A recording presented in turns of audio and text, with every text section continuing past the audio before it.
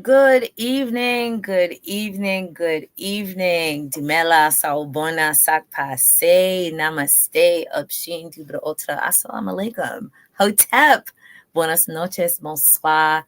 What's going on? Good evening, everyone. Welcome to another episode of The Digital Couch.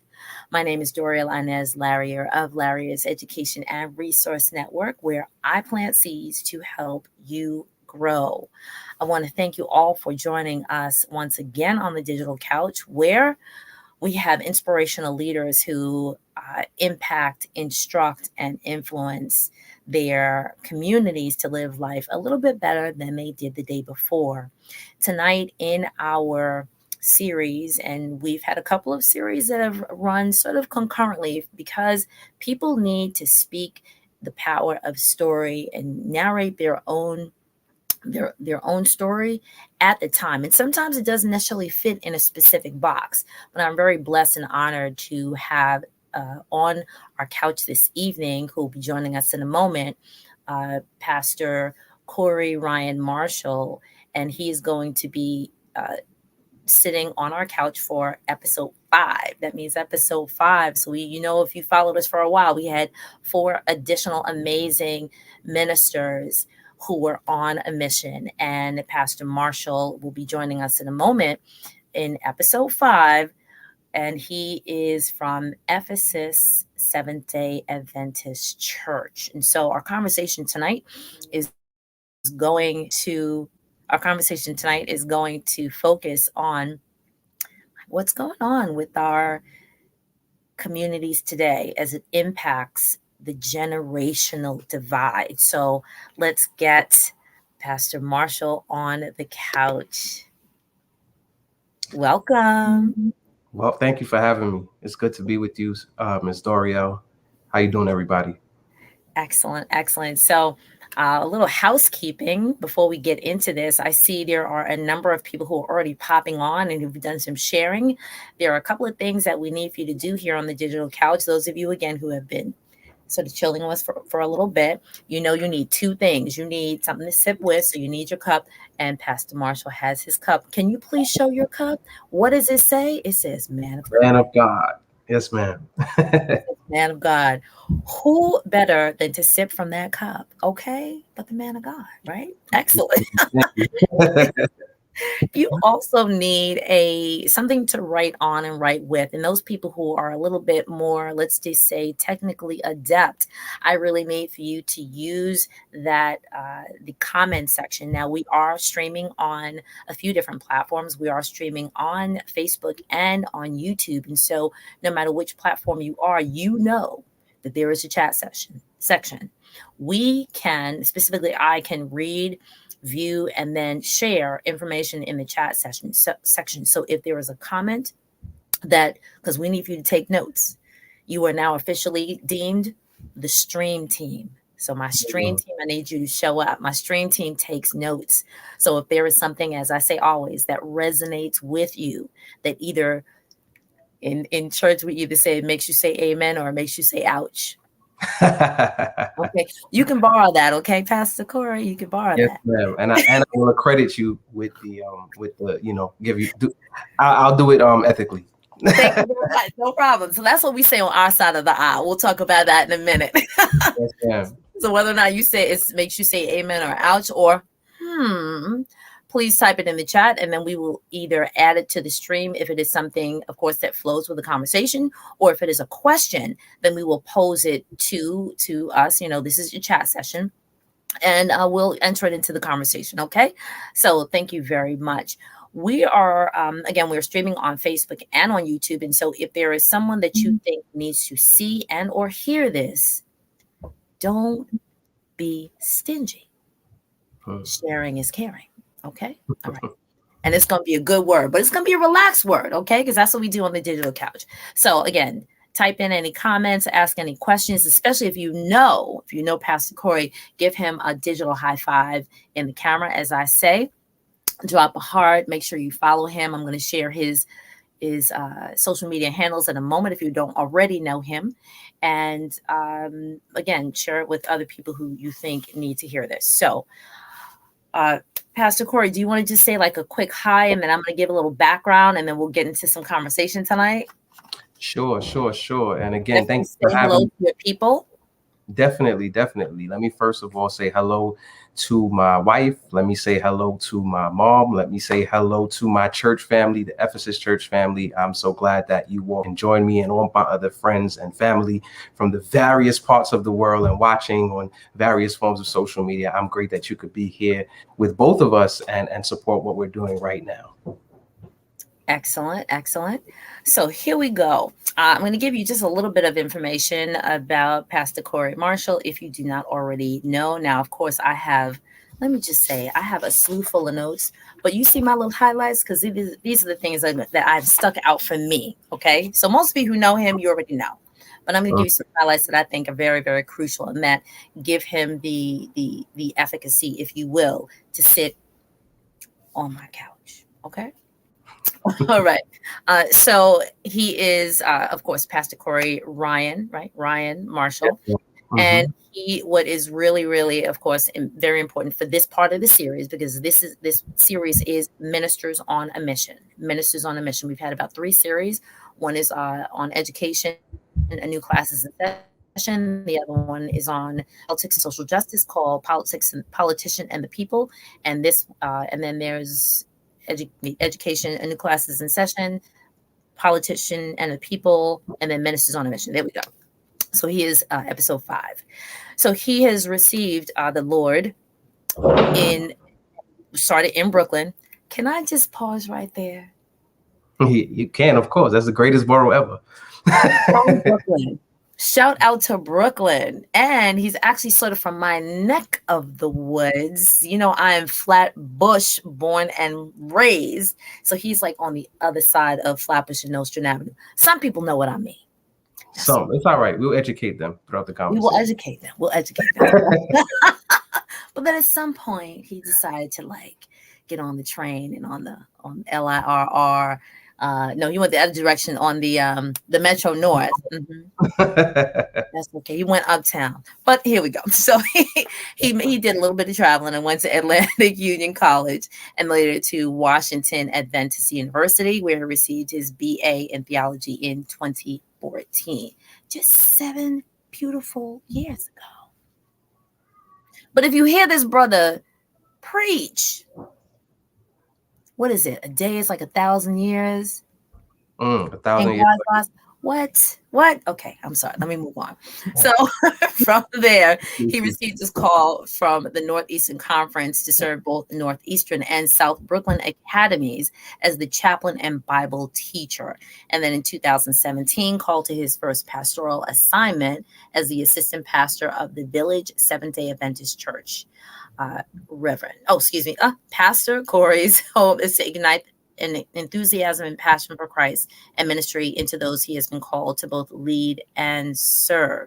Now, this is very interesting. Those of you who know, I am Baptist born and bred, and so learning about Adventist theology and doctrine and such is I've had to sort of retweak my thinking and just learn a couple of new terms, and which is fine. And so I'm expanding my territory, right?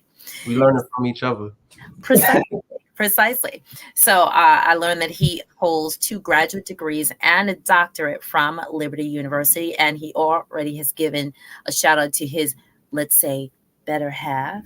We understand that, right? His wife, Natalie, and they are the proud parents of their daughter, Carice Sophia Marshall. Yes, So ma'am. I know the daughter's in the background, but if she peeks her head in, we'll just say hello.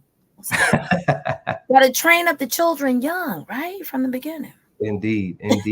No problem. And currently, he is the associate pastor of the Ephesus Seventh-day Adventist Church in the village of Harlem. Yes, Right? shout out to Harlem. Shout out to Harlem. That's the other Brooklyn. I just have to say it, but that's because I'm Brooklyn born and bred. No, my allegiance is true. My allegiance is true. Likewise. Excellent. So I did want to first of all, let me say a very, very, very humble thank you to the person that made the connection for you and I. I will not shout the brother out because I know he likes to stay in the background, but you know who you are, and I want to say thank you. I want to say thank you. So during my conversations with no matter who it is who sits on the couch, I usually sort of just so it's not in this awkward pregnant pause, if you will, I do provide a couple of questions and then we sort of feed off of them. Now, there's approximately like 10 to 12 questions that I usually give everyone, but then I also have a pre-chat. So those of you who have never been in a situation like this, we don't do these things cold. If you do them cold, you have no idea what's going to happen. And so I like to prep people. I also like to make sure that nobody is sort of sideswiped. No one is like, oh my goodness, is out of the blue kind of stuff. This is what we want to talk about. I want people to speak about things they're comfortable about and that both of us can sort of like freestyle and flow, if you will, but with some guidelines. So I did some study. I did take a look at some of the sermons that you've done and just to get a gist of like, you know, where you're coming from, where your heart is at. Now there's let's just say a couple of weeks age difference. Those of you who know me, you know what I'm talking about. It's just a couple of weeks age difference. And so I was really thinking about how does ministry for you look at the younger generation? And I specifically want to start off with your background in Adventist doctrine and how that has brought you to where you are now. Mhm. Okay, so let's start with that, and then we're going to fuse in some of the other questions that we have. Sure. I grew up in the Seventh-day Adventist Church. So I want to say, fully aware of everything the church teaches, and what makes the Adventist Church unique is our doctrine on the sanctuary message, which kind of just describes what Christ is doing in heaven. As you know, in the book of Acts, after Jesus departed, he went into heaven, and the sanctuary doctrine just explains a little bit about what Jesus is doing currently while we're waiting upon the second coming of Christ. But when it is all said and done, I've been an Adventist all my life. I did a stint outside of the church and came back. I mean, if Jordan could leave the game and then come back after retiring, why can't I? But Did he go basketball on us? Did he really go basketball? Okay. he really did. Like Jordan, I tried something else, and essentially what brought me back is the preaching of the book of Daniel and Revelation, and the sensitive nature of understanding that Jesus is coming soon and getting my life together. And in the process of that happening, I felt God call me to ministry, to serve not just young people, but people in general, because young people grow into old people. But that is my journey in brevity of my involvement in the Adventist community. Okay. All right. All right. So as you were growing through, growing through your spiritual journey, you were able to see the teachings as you are raised up as a young person, as a young adult, and then as, let's say, an older young adult, and the impact of the environment, of society, of culture, impact, influence, and sometimes shift the thinking of young people today. The doctrine that you hold true to has within, I want to say, like, has within its, to say structure is loose, but within its teachings, that a way that is right, that's built into your weekly meetings, that's built into your programming. Can you talk to us? Because most of my community are not Adventists. So Mhm. I'd like to sort of, let's say, open the door or peep into the window of how children are brought up. And I'm just going to drop one word in and you'll understand where I'm going with this, like pathfinders. Sort of like walk us through, let's say if I'm bringing a 5-year-old, a 6-year-old into the ministry, into the church, into the family, then how do I get that, let's say, 5-year-old up through ministry until the time that they leave for college? Because I'm trying to look at like structures and programming that Mhm. impact the mind and the thought and the steps, the ordered steps of young people, because we're going to focus on young people. Sure, not a problem. So to respond to your question, which is a great question, the spiritual formation of children in the Adventist church, it begins with them being taught in what we call, in your faith group, they call it Sunday school. Mhm. We call it, Sabbath school. And they learn about who Jesus is in Sabbath school from, we call it cradle roll, Mhm. Yeah, absolutely. kindergarten. We Um, have that you too. have your primary, your early teen, young adults, college, and then you have the adults. But throughout your life, you are constantly going through these different structures and systems in order for you to grow, at least within the church, because a part of that education is at home. You can't depend upon the church to do all of the teaching. At home, you have to live what's being taught, and kind of convey that example the way that Jesus conveyed that example to his disciples. Right. So those are the structures that the children are, I'll use a strong word, indoctrinated in, get to know who Jesus is in. And hopefully, or what you would hope is that they will develop, as they're going through these systems, as you refer to them as, their own personal relationship with God. Right. There is a difference between knowing about God and knowing who God is and having a relationship. And that is the goal through the matriculation of these systems. Mhm. Excellent, excellent. Now, the family, and when I'm saying this, I'm having visions of the focus on family coming to church as a unit and staying as a unit from, let's say, like sun up to sundown. And I'm going to take a little step back. I am. I may not be. Oh, thank you so much. So we have some of your church family who is popping in. Thank you so much. I'm going to read these comments in a moment. Uh, I have images of seeing families come. Of course, you see this across denominations, um, where the focus of, let's say, the family comes. Let's say the adults may go into, let's say, one Sabbath school class. The children will go into another. You have the Sabbath, which is kept holy, is an understatement. Let me just say that, because I've been around a number of people and households where, you know, Friday sundown or Thursday, right? There's a preparation of the house, the meal, because from Friday sundown, we're going into our Sabbath, because there is, quote unquote, no work, or very, very little work that happens on the Sabbath, because we as a family were going to service, Sabbath school service, and then uh, what's the program that happens after Sabbath service? So after Sabbath service, you would normally have something called AYS, which is Adventist Youth Society. Right, right.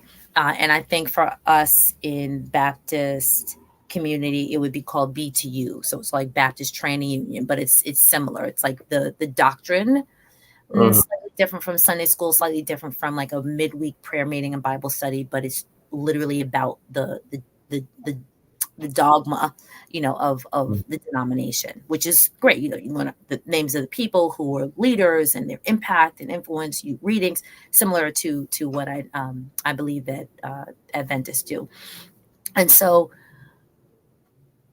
it belies that there is like an arc where everyone fits into a place, and that place has a structure for, you're raising up young, like children. There's, like, let's say, like, there's a book for that, or there's like a sub chapter for that. Then you're raising sort of teens or tweens. There's a sub chapter for that. Then you get your young people into, let's say, the upper, let's say, high school, college. And I say that because I was very fascinated. I shared with you that I saw your October 2020. I think it was October 22nd, 2020, and you were preaching. And prior to your preachment, there were these young people who were sitting and having this very like cogent, constructive conversation Hmm. about like the impact of society, on young people. And I was fascinated by that. I was fascinated by, and I couldn't really tell if they were like late high school or early college, but the breadth of their articulation was amazing. And I was just mesmerized. I was like, I like that. I like that. I like, can you now, of course, this was before your preachment. So hopefully you know who these young people are. But how is that formulated? How is that a part? Is that a part like maybe once a month or something like that? Or how does that fit into your services? So, in regard to the event that you were talking about, we Hmm. were having an evangelistic series. And Oh, the way that our senior pastor like to work together is that since Ephesus is Seventh-day Adventist Church is a unique church. It's one of the only churches in the Northeastern Conference that has a youth church. So there is a senior church and there is a youth church. And we like to, when we do our evangelistic series, we like to work in tandem. So you'll see something like the youth church do a week, and then you have the members of the senior church do a week. And the purpose of the youth church, just a caveat, is to prepare and to train our young people for service in the senior church at Ephesus. So when we did that, it was intentional. Everything was planned. We made sure that the young people, just like you and I did, were made abreast of what was going to be talked about. There was a practice discussion in terms of what was going to be talked about, and to making sure that everyone was informed about the information. As far as the continual training of our young people, since the pandemic, we have not had a split service per se, where you just have youth church and you just have senior church. So what we've done is, um, we have had a week set aside for the young people, youth, children, teenagers, young adults. They're designated to lead out, which is the third Saturday of every month. So yesterday, as a matter of fact, was a youth service on ephesus.org. Had to throw the plug in there. I'm sorry, but that is how we continue to train our young people. Everything is intentional. You cannot, how can I say this? You cannot lead a group of people to a place where you have not identified the destination. So we are intentional about showing someone them the. type that in the chat. Say that again. Someone type that in the chat. We have a number of people watching. Somebody type that in the chat. Can you just repeat that? Because that's a Yeah, good word. you cannot lead a group of people to somewhere without identifying the destination. You as the leader knowing the destination, and the people that you're leading knowing the destination. So we are very intentional about doing that, and making sure that they're not just involved in pulpit ministry, but ministry outside of the church as well. Excellent. So your evangelism is this discipleship as well. So, I mean, the evangelism, like they're going out, right? They're going out into the highways and the byways. They're being taught by the elders. They're being taught by the leaders and the laity, right? The diakonos and the pastors. What? Excuse me. Okay, You I really did your apologize. homework. Hello. But I mean, it's the same thing in our church. So, No, no, I got you. FYI, I'm Baptist. Again, Baptist born and bred. Shout out to Salem Missionary Baptist Church in the city of Brooklyn, in the heart of Flatbush, right? Okay. And we're right down the block from a couple of our brothers and sister churches who are also Adventists, and we do share and worship with them. Yes, ma'am. Okay, good. So, and actually, so now let me just pause and say thank you, T. Burke, for shouting out and saying, God bless you, Pastor Ralph Darbuz. Am I saying it right? I don't know how to say my man's last name, so Okay. please forgive me. But that's my brother out. Shout out Brother to. Ralph, okay. It says the commandment, that's a gift. Absolutely. And then Sister Renee Nixon Simmons, she says yes, and it was awesome. Pertaining to what happened, I guess, over the weekend. Amen. Amen. Shout out to Renee. Excellent, excellent, excellent. That's right. Listen, you make sure you give your pastor some shout outs here. Take notes because he needs people to take notes from. Yes, ma'am. Beautiful. So there's the evangelism, and then there's the discipleship, right? There's the going out. We're the fishers, right? We're gonna go out and we're gonna catch the fish, and then we Mhm. bring them in, and then we kind of like season them up and get them ready. Not necessarily to be eaten, but I to be got you. served. To be a blessing. For what? Yes, Come on, ma'am. come on, Preach come on. that word. Put that in our spirits. That's right. Come on. We're gonna share some words today. We're gonna share some words today. Good, good, good. So that's definitely a part of what we have. Oh, okay. Hey, good evening. I see you. We definitely have some conversations about how we're going to raise up, like, our new generation to raise up.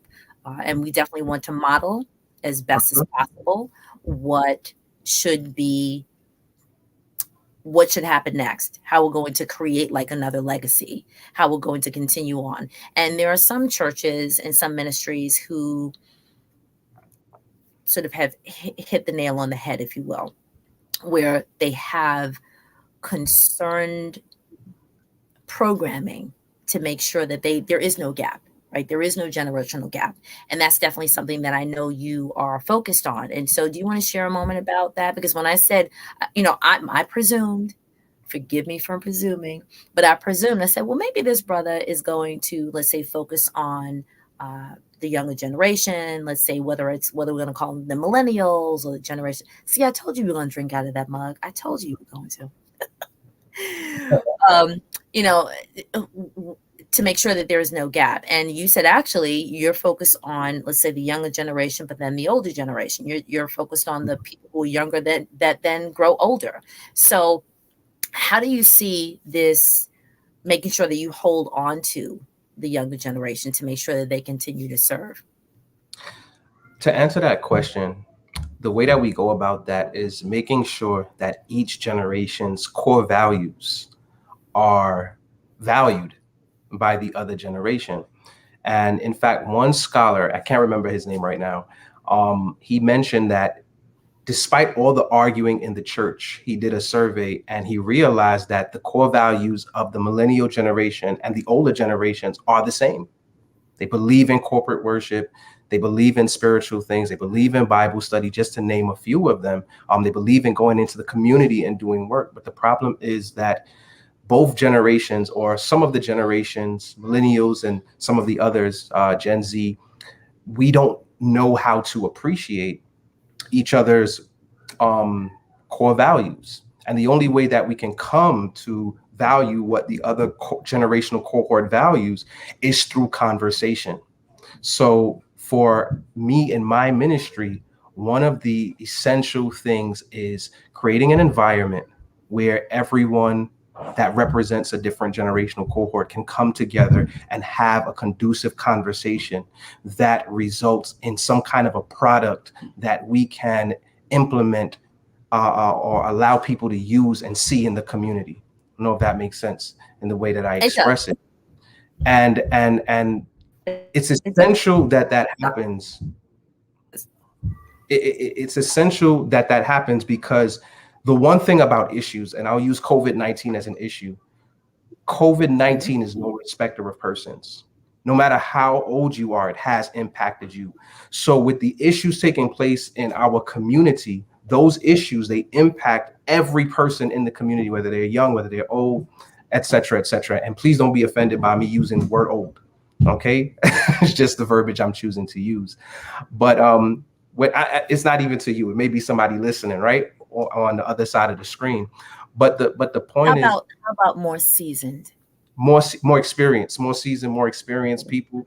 Um, Issues affect us in all ages of life, and the reality of the situation is that when you come together to address the issue, you can have training, you can have the exchange of information, experience plus relevancy, and you can work toward resolving an issue by determining what resources you have on the premises of the church, and maybe even after doing that assessment, outsourcing to acquire that information so that you can provide relevant responses to the community, keep the young people and the older generation, the more experienced generation, engaged in what's taking place. So I'm going to do something that's a little bit different. I don't normally do this. Now, you've spoken about some like general things, and some people may say we could be skating over, let's say, delicate waters. I want you to think, what is, let's say, a tough topic? We'll keep it sort of neutral and you can choose. What is a tough topic that has probably become more prevalent in, let's say, the last 5 to 10 years, that the Adventist Church, and not just the Adventist Church, that ministry that you've participated in has had to say, I know that the world looks at it like this. We're going to stand firm on our belief, and this is how we're going to address it. This is how we're going to hold fast. This is how we're going to hold true on the word about this. Because so there's a comment in the chat. I want to address it, but I just want there to be delicacy with it. So I'm going to allow you to choose, because there's a lot of hot topics, right? There's a lot of hot topics when it's not necessarily, let's say, Rona related. People understand why I say Rona. We don't have to go into that, but Rona. But there's a lot of things that, let's say, if you're in, why are they supposed to? Okay, that people would think, oh, this is like such a delicate topic. I don't know if we should bend on our theology, or if we should let certain things that happen outside the church into the church. It could be music. Okay. It could be dress code. It could be, I want to use a word that my grandparents would use, gallivanting, however you want to call gallivanting, let's say partying or whatever. It could be interactions with people of the opposite gender or the same gender. So out of that group, which one do you think that you have felt successful with addressing, allowing the younger people to sort of have their say, and then also making sure that we're going to hold fast to what we believe? Does that make sense? You see what I'm trying to do? I'm trying to, like, it's a bowl of cherries. You choose which one you want to, like, tackle. I didn't even have to think about that. Okay. When you ask your question, it would have to be social justice. Okay. Especially, on the onset of what took place with George Floyd and police brutality, especially as it relates to engaging in social justice. I wouldn't even say Sabbath, on Saturday, just because of our understanding of the Sabbath. And one of our authors in Adventism, she says that Jesus did more healing than he did preaching. Jesus did more healing than he did preaching on the Sabbath. Which author is that? Her name is Ellen White. Okay. I've read some of the work. Yes, ma'am. We'll keep it neutral. I've read some of the work. Okay, go ahead. So she says Jesus did more healing than he did preaching on the Sabbath day. And a lot of that work of healing created a conflict, for lack of a better term, because it took place on Saturday, because of what the religious leaders believed should take place. And right. And the difficulty that the Pharisees, come on. And the Sadducees said, like, what you doing?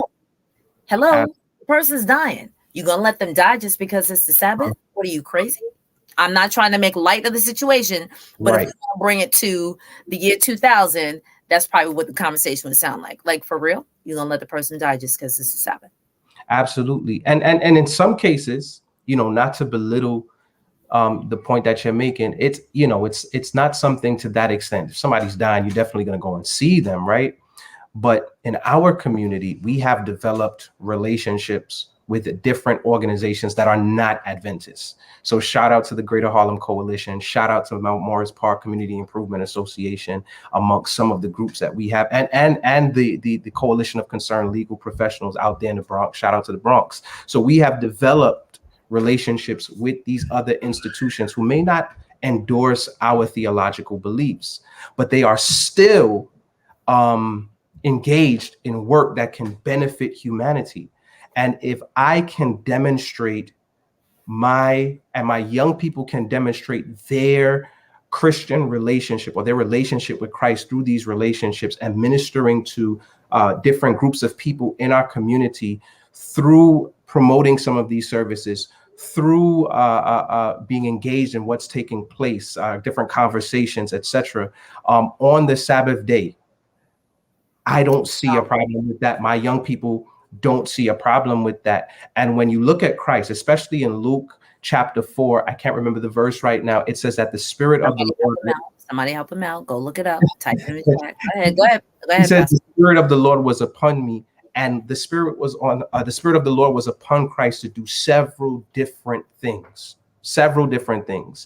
which include helping people get out of financial debt, helping people get out of physical bondage, helping people get out of spiritual bondage, healing, etc., etc. So the ministry of Christ, just as much as it was focused on preaching, it was also focused on meeting the needs of the people, no matter what day of the week it was.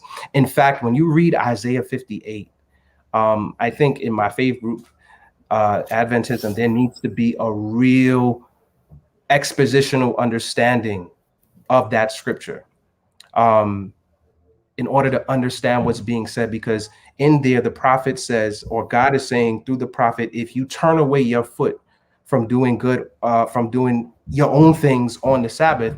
And what people don't realize is that that passage of scripture is connected to social justice. So God is concerned with taking care of Mm. social, not just on Monday or Tuesday, but on the Sabbath day as well. So when it's all said and done, an understanding of So, that passage would help clarify that. so if I understand you correctly, let's just say that there are social justice activities occurring. I think that's what I heard you say, and they're happening on the Sabbath. They're happening on the Saturday, but your young people are expected to be at morning worship. They're expected to be at AY or AYS, but there's something going on. How does the church now allow, give way, give permission, Mhm. emotionally say like it's okay for them to participate, if at all? And the beautiful thing about the question that you asked is that anything that happens at the church, especially in the name of the church, for legal purposes, it has to go through the board for approval. Hmm. And one of the things that the board decided was that the youth church can participate in any form of outreach, time, day. They can just do it. So it's just a matter of informing them, hey, this is what we want to do. But that's not the problem. The problem is the conflict sometimes that emerges out of, okay, why do you want to go to a protest on a Saturday? You're breaking the Sabbath. Why do you want to inform people that, hey, these are the candidates for district attorney on the Sabbath? Not realizing that, hey, there are people in our community who cannot get what they need because this person's political affiliation and their belief about people that look like us is hurting us, as opposed to helping us. So as a church, the least we could do is inform the community. Look, these are the people that are running for the district attorney position in Manhattan. These are the people that you need to look up, and this is the place where you need to go and vote. Those are Mm. some of the things that we're engaged in. And some people are like, what? Well, how? Why are you doing this? It's the Sabbath. But at the end of the day, we need to inform people so they can know what's taking place around them, especially if you want to get them involved. If you tell them at the last minute, they can't be involved. But if you're telling them, you're informing them, you're teaching them, and while you're teaching them, you're learning at the same time, your young people are now equipped to do what? Be change agents in the community. Christ said we are the salt of the earth. And a lot of the times, people misconstrue what Jesus meant when he said the salt of the earth. When Jesus said that, he was literally talking about salt being used as fertilizer. And what happens when fertilizer connects with the earth that is expected to yield? It produces life giving properties. So Okay. Christ is saying to us that as the salt of the earth, when we come into contact with the earth, when we come into contact with people, we expel, we release life-giving properties that allow us to generate change that will allow people to give glory to their Father which is in heaven Okay. because All of what right. they see through us. Now, those people who have, so let me just say, Brother Ralph said, "Who can cast the first stone?" Question mark. Then he wrote, "I'll wait." Thank you, Brother Ralph. Thank you, Brother Ralph. We need that. We need that. Yes, sir. Yes, sir. Thank you so much. So I thank you very much for sharing that, because I'm trying to. There are times when people, no matter, let's say, what side of the aisle that you were on, right, what side of the street, doctrine, what have you, sometimes people look for things that are different. And in this moment, of course, there are 99 out of 100 universalities of things that we talk about, that we're focused on. And that one little thing, sometimes people say, well, because you're that, then this, and because you're that, then this. Outside of the, the day of the week that we worship, there's basically no difference. We're speaking the same language here. So I want to, because we're on the social justice aspect, given 2020's impact on all of our lives, we chatted a little bit about, and this was prior to this, how that impact expanded the reach of ministry. Again, March, beginning of March, like you said at the beginning, when oh no, I'm sorry, you said it in the preachment that I was just watching, which I watched right before this, so that's why it's on my mind. You said something about had the governor, no, the governor went to shut down and say, as of, let's say, March, whatever, that the governor was going to shut down all houses of worship. And I'm paraphrasing, but it's still fresh on my mind. And there were many people in the church who said, oh, the governor or the government, right, is getting involved in church business. The government the governor has no role in telling us we can or cannot meet. And then you parenthetically said, but had we not listened to that mandate, we would not have people to come and be Ephesians, to come and be at Ephesus. And I said, okay, good twist on that, because there were a number of clergy who thought the same way. You telling me who's going to come in and out of my church? I don't think so. You telling me I have to shut my doors? Shout out to those people who, now, whether it's in your denomination, the Northeastern Conference, who heard the word and said, listen, everybody, send them home. Let's not play. We're also listening to the word of this coming across the what would be like the BBC or the CNN. This isn't like the cold. This is a little more serious. And it's something that you said in that same preachment. You said, I guess it was someone who made a remark, I hope that this is over by 2023. No, 2023? No, 2022. And your remark was, well, I really hope that it's over by the middle of 2021. And I'm sitting here, and again, this was in October 22nd of 2020. And so I'm sitting there like, wow, I wonder if he actually sort of like went back to that, or maybe like had a flashback of that and said, wow, it's almost September. We still in this, But of course, everybody's sort of like looking at the clock saying, well, what are we going to do now? How has your ministry grown as a result of everyone needing to become insular, at least for a period of time, until they can open up their doors? And how has it definitely like grown and expanded the ministry? Great question. And I say that to you, or I answer that question by saying it has deepened our relationship with our community. It has deepened our relationship with our community.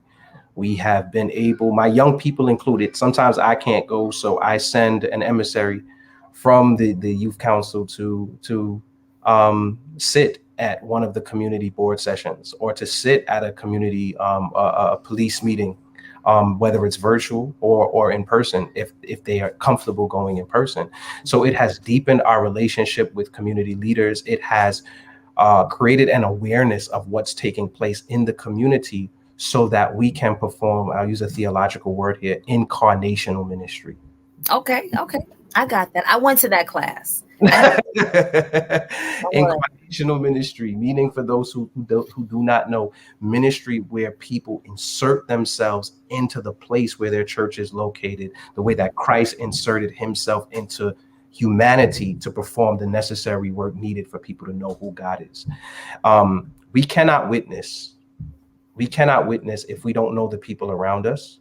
We cannot witness if we are not aware of the issues taking place. One author in in um, in the book, I believe it's called Churches That Make a Difference. He says your ministry, Someone typed it in. Say it again. Churches that make a difference. churches that make a difference, says you cannot make an impact, and I'm paraphrasing, you cannot make an impact if you are not hurting when your community is hurting, if you are not feeling what your community is feeling. You cannot pray for your community if they do not know what's going through. And interestingly enough, in that big book, Jeremiah, you know, the chapter that we often like to quote, which is often taken out of context, Jeremiah 29. 11. Yep. That right before Jeremiah or God says that through Jeremiah, it's not really a nice situation. But he says, long story short, he says, pray for the city. He says, pray for the city, pray for the well-being, more specifically, of the city. It's one thing to pray for the city, but when you know what your city is going through and you could present that to God in prayer as a religious community, it makes a difference, because God says that where 2 or 3 are gathered in my name and we are asking for the same thing, we will see blessings dispensed into our city. So that has been the impact of my ministry, especially during COVID. And it has caused me, and I hope I'm answering your question by saying it caused me to realize that church, I'm gonna say something that's gonna be real controversial. Church is not an essential service. Wait, pause. Church Pause. is not an essential service. I'm gonna explain that. I need my stream team to type that in. Church is not an essential service. You're right. That would be very, very controversial. I'm going to be I'm going to be controversial and dovetail, because I don't like to say piggyback. You know why? Because we don't do it. Okay, right. So Go ahead. on the wellness tip, okay? But no shade to everyone else. So that has to say that, let's just say that too. If you said that at like a room full of ministers in March of 2020, no, let's not say March, because they didn't identify essential services until, let's say, like the beginning of April, right? Because in essence, everybody was like, stay inside the last 2 weeks of March, not until the beginning of April. Okay, this is an essential service. This is an essential service. And then churches started sort of arguing back and forth, well, we're essential. You know, we have to deal with the hearts and the minds of the people. But still, the governor was like, stay yourself home. Figure it out. Get on the YouTube, like get on the Zoom, figure it out. Do what you have to do. As I say, what do I say, people? Push the live button, right? Get with it. That's my phrase. Push the live button. Tell your people to get a Zoom account. A lot of people were very concerned that the essential service was going to impact their dollar, their bottom line. And I don't know if my minister is my pastor is listening, but shout out to Reverend Dr. James Arthur Thornton of Salem Missionary Baptist Church, and he said, you know, let's say the finances that we were bringing into the church pre-Rona, at this point, because of the faithfulness, the dedication, the commitment of the people, whether you were down the block, across town, you left the city and you went to another state, you crossed the Mason-Dixon line and you down south somewhere, or you in another country altogether, the faithfulness of the people recognized that the church must go on even though the doors may not fully be open, and that the church is going on financially. But that was such a controversial time, because it was just like, well, of course we're essential. And then most ministers, and I'm not answering your question, but I'm just adding my viewpoint from, let's say, my side of the aisle. Sure. That most churches were like, how are we going to function? Because we are essential. And what surprised everybody is you still function, and you function to a greater degree. Why? Because how many church services do you now watch? Not maybe you, because you focused on one, right? But how many ministries do you actually get to participate in now? Mm-hmm. Because your body is not focused on walking in one set of doors Mm-hmm. at least one day a week. So I just wanted to throw that in there. So, but please give me your take on that, or And the I'm glad essential you said service. that, because if anybody said that they were not being fed, especially during this time, listen, like, social media has made church, social media is like the cable network of church, Oh, on wait. Saturday or Sunday. Type that in. Type that in the chat. Type that in the chat. So I'm gonna ask you. I'm gonna put my fingers up. Tell me pre-Rona, how many, let's say, mm, opportunities for programming Mm-hmm. do you have per week? Again, think pre-Rona. In essence, how many times does Ephesus show up before March of last year? So let's start with Sabbath. You have how many services on that day? So on Sabbath, we had, let's say, 3 services. Sabbath Okay, school. 1, 2, 3. Mm-hmm. Sabbath school, church service, and Mm-hmm. then AY or AYS, right? Mm-hmm. And then we had Wednesday night prayer meeting. Wednesday night prayer, right? Is that it? And that's it. That's it. Full. Okay. Full. What? Wait. We're gonna do it like this, because we gonna make a chart here. I already know the answer. We Mm-hmm. before, now depend on what I'm right. Why you gotta do that? Sorry. We Mm-hmm. have before, and then we have after. So we Okay. have 4. Here we So, go. mm-hmm. So Now.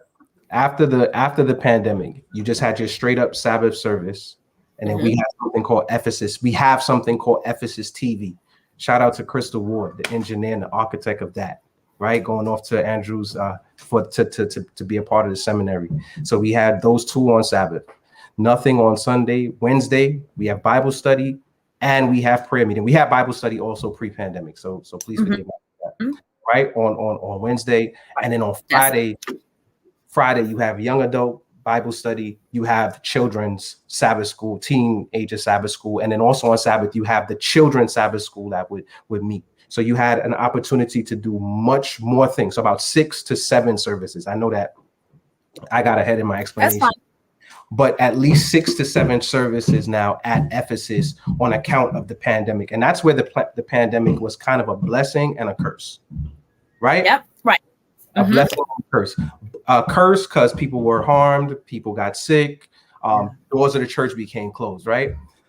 Blessing in the sense that it showed us how to do ministry differently and realize, okay, different is not dangerous, but Mm.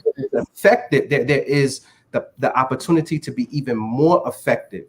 So on a Wednesday night when we were meeting in person, we had maybe about, I want to say on average 10 to 15 people that would come. Now that we're operating through Zoom or on the phone through Zoom, you got about 60 or 70 people who show up. Same here. Same here. Right? So right. Excellent. And then even now, like even before the pandemic, people used to watch us virtually, right? People used to watch us virtually. So we were already kind of operating like in a hybrid way. But when it's all said and done now, you have the opportunity to hit more people because they may say, you know what, let me check out Ephesus. And then I know that I'm gonna give a shout out to my man Carlton Bird, Buddy Bird, who's now the president of the South West Region Conference out there in Texas, I believe it is. He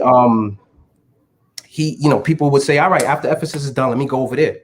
And then after he's done, they'll go to East Jamaica Conference if they feel like it. But it has opened up opportunities for people to be nourished spiritually, right? But when I say church is not an essential service, Mm-hmm. what I mean, Ms. Dorio, is that you don't need to go into church to be fed. You don't need to go and sit amongst the people to receive a word. COVID has proved it to us. We can watch, receive a word, and be edified in our own homes, Mm-hmm. right? What is an essential service of the church is meeting the needs of the people on a regular basis. So pre-COVID, my church would open up their fellowship hall. People from the community would come in and they would get clothes. They would get a meal. That's an essential service. Beautiful. That's an essential service. Beautiful. That's meeting the needs of the people. So what COVID has done, it has put us in a position now to become centers of influence during the week. I gotta type that in. I'm gonna type. Y'all gonna hear me type, but I gotta type that in. Say that again. Centers of influence. Centers of influence where people could come in and receive what they need: mental health counseling, clothes, food, etc., right? Even some of our churches in the community, they have opened their doors and become vaccination centers. That's essential. That's needed, especially in communities that look like our communities, like us, right? Where people like us live, right? Minorities, etc., that don't have access. Hold on. We're going to shift that term because numerically in this country, Got you. we may be a part of the numerical underrepresented, but globally, because we are a global diaspora. Got you. That's just like a tick for me. Sorry. No, you're straight. You're straight. Understood. But you get where I'm coming from. These are things that need to happen in our community. So that way people, when we say, you should watch us on Saturday or you should watch us on Sunday, they're willing to listen to you now because we have implemented, let me use Ellen White one more time. We have implemented Ellen White's principle of Christ's method. What was Christ's method? Christ's method was meeting the needs of the people. After meeting the needs of the people, what happened? He won their confidence. After he won their confidence, then he said, come follow me. We cannot invite people to church without knowing who they are, what they're going through, and attempting, if we can't even meet the need, to listen, to hear, and to empathize with them. It's about relationship. And without social justice, without outreach, without evangelism, no relationship can be built. So we do these things. We provide these essential services, right? So that we can do effective evangelism. And somebody may not give their life to Christ, but you sowed a seed. You've sown a seed, and somebody else will water it, and maybe they'll come to Christ as a result. There we go. So on that note, I definitely want to give, I can't go through this entire conversation having a discussion about ministry and about missional work without shouting out the Lot Carey Baptist Farm Mission Convention, which I am a part of, and this is relational ministry, right? What you're just describing, Ellen White may have written about it. I think it's a universal law, so it sort of supersedes an individual, but it's relational. It's relational ministry. I cannot get you to listen to me, give you a spiritual word until I do what? Until I feed you and feed your need, right? You're not going to hear a word I say. So when we go out into either evangelize, spreading the word. You said that your doors are open where people come in for services, for, let's say, social issue services, whether it be emotional wellness, whether it be physical needs, clothing, food. They just may need, maybe your church does something in the wintertime in terms of people just being cold, or I don't know if you have a warming center or whatever, but I'm sure that you are connected, as you spoke of earlier in the conversation, with other organizations in your community that you partner with who probably offer some, situate or similar resources. And, whether it has to do with healthcare, you spoke about some people or some organizations are opening up as vaccine sites. So they're trying to meet the needs of the community, but not until we meet the needs of the community can we then have the community look at us as not, as someone in another part of my life said, as like the place on the hill. Right? Where, let's say, the Pharisees and the Sadducees said, right? No, Jesus he doesn't chill with them. He goes down and he talks to the woman at the well. Come on, we're not getting into a preaching moment, but he goes to talk talks to the woman at the well, right?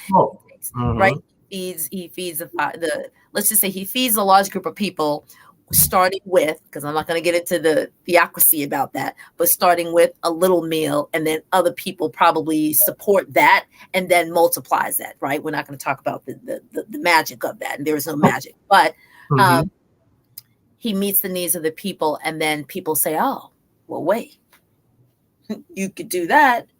Sure, I'll listen to you. What you got to say?" At least while I'm chewing, while my stomach is satiated, right? While my body is warm, while I have some tools in order to help with whatever the emotional instability I may be going through right now. All right, I'll listen to you. What are you talking about? About who? About what? About my life? Wait, how do you know that I'm not living right? How do you know that I need help? How do you? Were you watching me?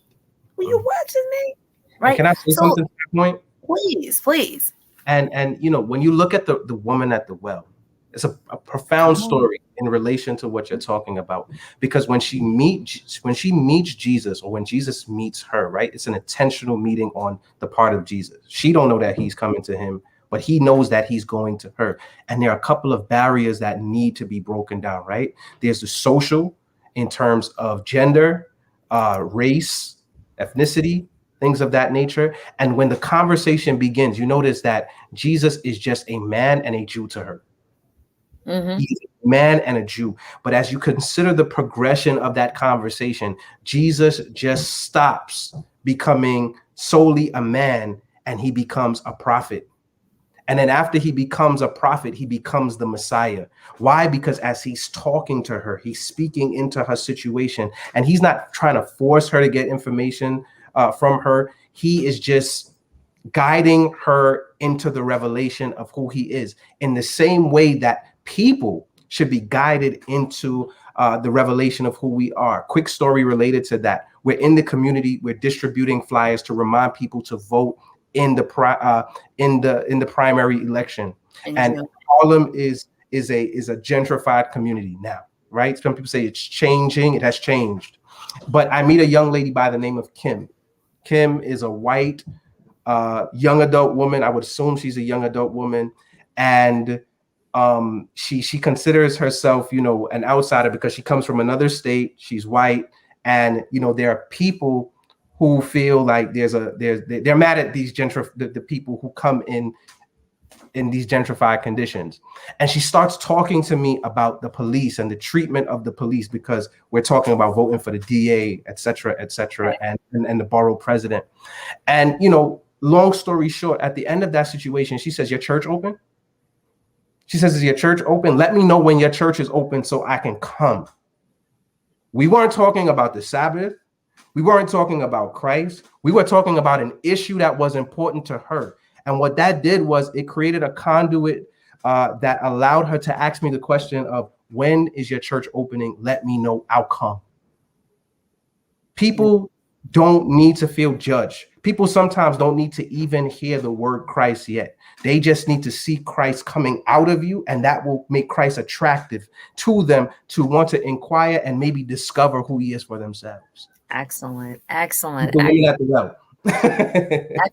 No, I mean this is all of like what I really wanted to come out of this conversation, and I'm just realizing that there's like four other questions, but I think I'm just going to try to find the most poignant one to wrap this conversation up. And I want to say thank you very, very, very, very much to the people who are still with us. Thank you so much, Abina. My heart goes to you and your family. I love my Salem family who's watching. Thank you so much to Ephesus, who is watching, and the friends and loved ones of Pastor Marshall here. Thank you to my folks who are from Jamaica who are watching. I do appreciate you. And I think I've addressed. Hold on a second. Thank you, Sister Renee. We call it Roswell Seasonal Mature. Thank you very much. Hmm. I'm gonna roll with the group. Have to make a T-shirt that says like silver with a side of sass. Some people like to feel. Hey, you Thank you better very much. copyright that before we put this out. I mean, That's this what I'm saying. You publicly. Hello, I said it. It's 8:05 on August 22nd. I said that right. Yes, man. I'll rock it, and that because that joint is so catchy. Thank you. So one of the things that let's see. Okay, sacred ritual, and 5 years. We'll do that. Okay. Mm-hmm. So one question that I'd like to ask, especially to my ministers, my minister friends, because you on my couch, now we're family, right? Right. Okay.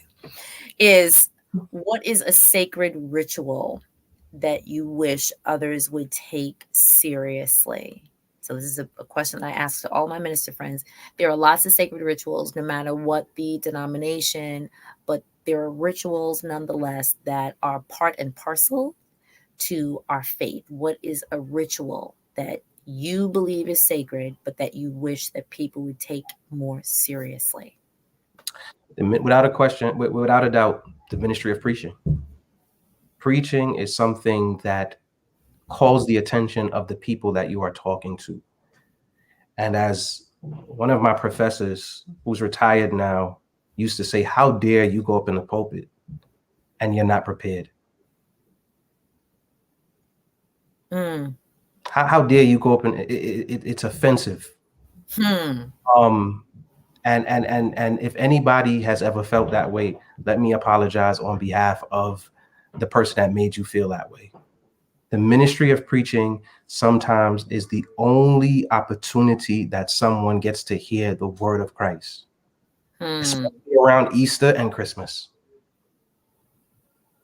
Wait, So is that because people feel like those are the two days of the year that if they don't go any other time of the year, that they go there? Well, you also have to add Mother's Day. correct, correct. Mother's Day, Father's Day. Um, Right. But the I understand. the preach word is, listen, that's your response to sin. That is your response to injustice. That is your response to what's going on in your community. You need to make sure that you are prepared. You need to make sure that you are well studied. You need to make sure that you leave all the answers that are in the pew, all the questions that are asked in the pew prior to your presentation are answered but at the end. Hmm. And Okay. when you look at Acts, the book of Acts, littered with sermons, that's what was used to grow the church.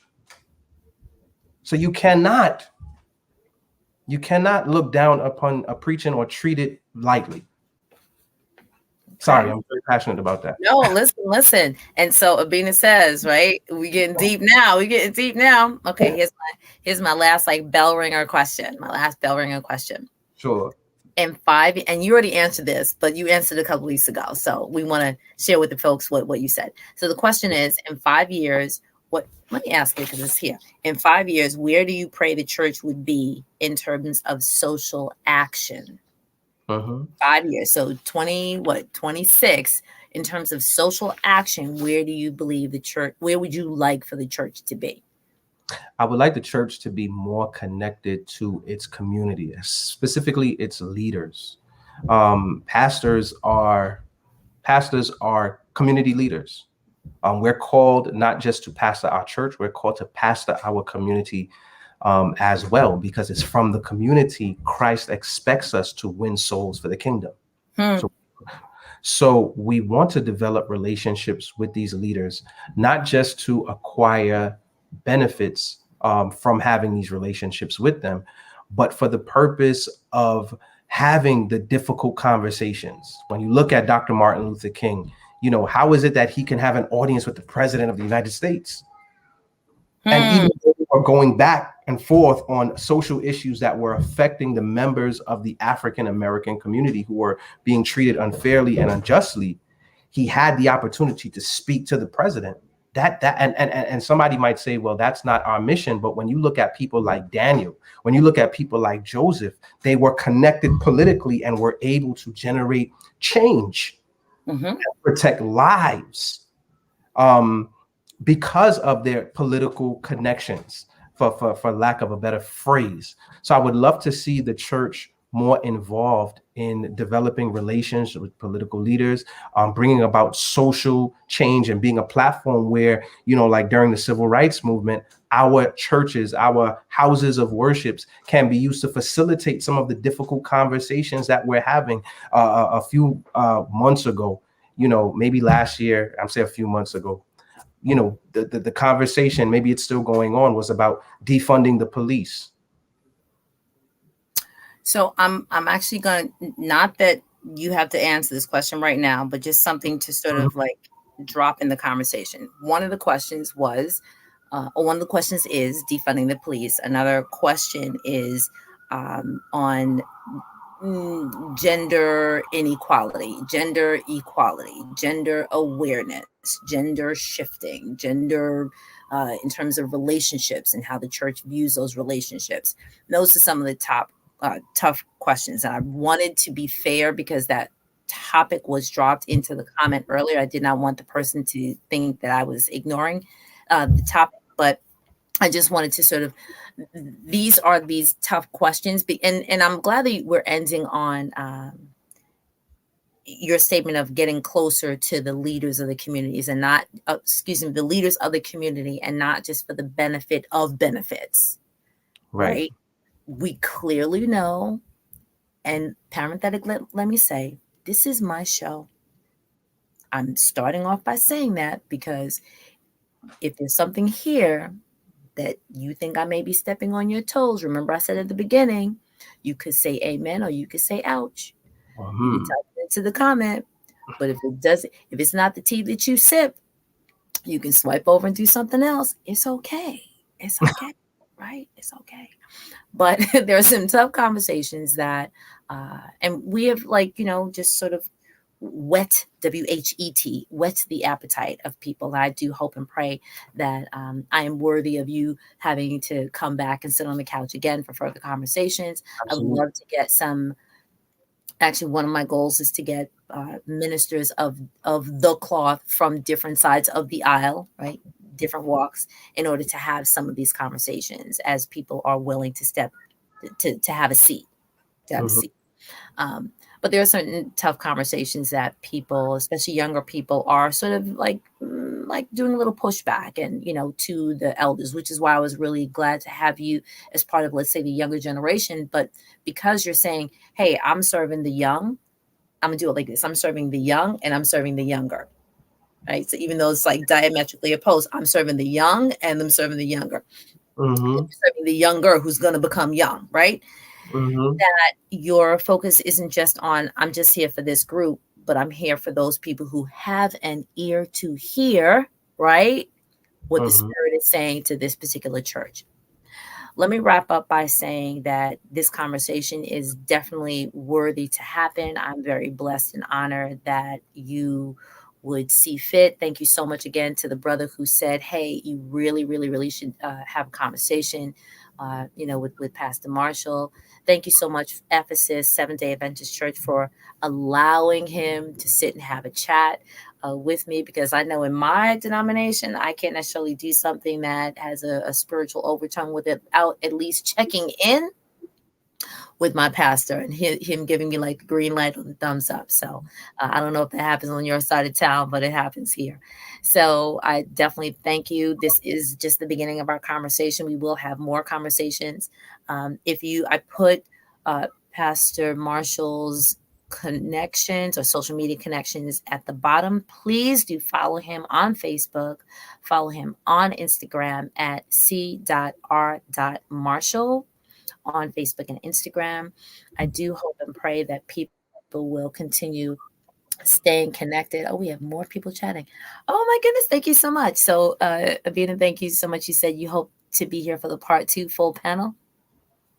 It's only but a word. It's only a word. It's only a word. I'm with you. Give me a couple weeks. Give me a couple weeks.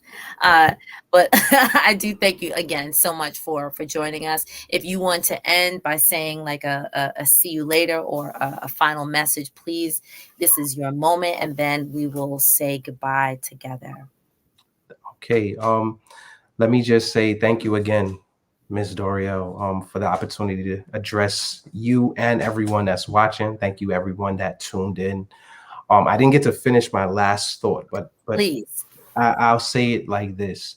Everyone has an opportunity. I would love to see the church as a space where the community and some of the people that we have differences come together so that we can facilitate conversations to understand where each other is coming from. We might not agree, but it's better to hear what a person is thinking than to misjudge a person because you don't understand where they're coming from. Mm. And on that note, I want people to realize that ministry is not a one size fit all, because in our communities, wherever our churches or our houses of worship are located, there are different issues surrounding us, and we have to assess what the needs are, and be strategic as churches and houses of worships and people of faith to determine how we can meet those needs together. That's the first step in getting the attention of the people that we are called to witness to. And as Dr. Abraham Jules said yesterday in his sermon, don't tell my pastor that I listened to another pastor's sermon yesterday. Everybody heard it. It's all good. Um, he said that we have to pay attention to what's going on around us. He says that he made a reference to the gates of hell not prevailing. It's not defensive on our part, it's defensive on the enemy's part. And his gates are there to prevent us from going in, right? Because that's what gates are supposed to do. As Christians, we are supposed to invade enemy territory. We invade enemy territory by knowing what's going on in the lives of the people that we're around and inserting our presence and listening to them so that we can apply the correct medication, the correct band-aid, the correct ointment to help address those needs. So when it's all said and done, by God's grace, let's focus on doing that so our witness can become more effective as agents of change and as Christians. You are definitely a minister on a mission. I am so grateful. Once again, I'm very humble that you would sit on the digital couch with me, that you engage in a conversation, that you would share your thoughts, your precepts, the pericope of scripture. See, I pay attention. I pay attention. Yes, ma'am. Pay attention. And I'm very, very thankful once again for all of those who have joined us and stayed around at this time of day. Please support this this ministry and this work by doing two things. I need for you to subscribe on, if you're on Facebook, to Learn to Grow You, to the Learn to Grow You page, and that's LearnToGrow letter U, Learn to Grow You page, and then also on Learn to Grow You on YouTube. And of course, you all know what they say about YouTube. You need to like, you need to comment, you need to subscribe, and of course, click the little bell so that you get your notifications on both Facebook and YouTube, because this information is only going to be available on the Learn to Grow You and the YouTube page, Learn to Grow You on Facebook and the YouTube page. On that note, my name is Doriel Inez Larrier of Learn to Grow You, which is Larrier's Education and Resource Network. And one of my projects is here on the digital couch, where I interview inspirational leaders from the political world, from the religious world, from the educational world, from social justice world, and I make sure they sit on the couch to chat with everybody who's willing to listen, to learn a little bit more, to be impacted, to be influenced a little bit more, to live life better than you did yesterday. And I really hope that this was a blessing to you. If it was, please share this out with someone else. Please drop a comment, drop a resonating point, a poignant point that we will be able to respond back to in the next 24 to 48 hours. Peace and blessings. Have a good night.